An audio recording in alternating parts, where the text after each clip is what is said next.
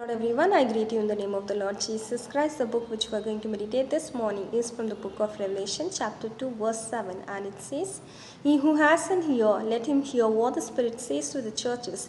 To him who overcomes, I will give to eat from the tree of life, which is in the midst of the paradise of God." Amen. So we have a beautiful, blessed, and promised word from the Lord Almighty this morning, and this particular promise was given to the church of Ephesus when they left the first love of the Lord Almighty. The Lord is warning them and comforting them with the above promise. Amen. Even in this morning time, I want to remind each and every brothers and sisters in Christ that if you have left the first love of God, please come back to God so that you can overcome the world with the help of God, and you can receive that gift and the promise and a great blessing of eating a fruit from the tree of life which is in the midst of paradise of God. Amen. As it says in the book of 1 John chapter 5 verse 4, "For whoever has been born of God overcomes the world, and this is the victory that has overcome the world, that is our faith." Amen. So each and every individual who is born of God can overcome the world, and this is the victory which we have already attained this world, that is through our faith. Amen.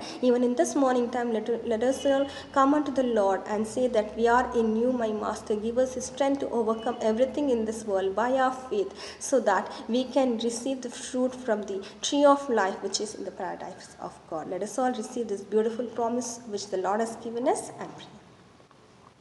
Thank you, Father, for giving us such a beautiful day and start this day with such a great promise which you have given us, my Master. I thank you, Lord. As your word clearly says, my Master, the one who is born of God can overcome the world, my Master. Through our faith, my Master, being born in you, my Master, help us to overcome everything in this world. Through our faith, my Master, I praise you, Lord, Heavenly Father, so that we can receive the promise which you have given to the church of Ephesus, my Master, saying that you will be blessing each and every individual with the fruit from the tree of life, my Master, which is in the paradise, my Master. I thank you, Lord. Let each and every individual, my Master, look unto you, my Master, and be with you, my Master, so that they can overcome this worldly temptation through their faith, my Lord, Heavenly Father, so that each and every individual can receive that eternal life, my Master, coming into your paradise, my Master, and receiving that fruit from the tree of life, my Master. I thank you once again for such a great promise word you have given us, my Master. See that we receive that great blessing right now in our life, my Master.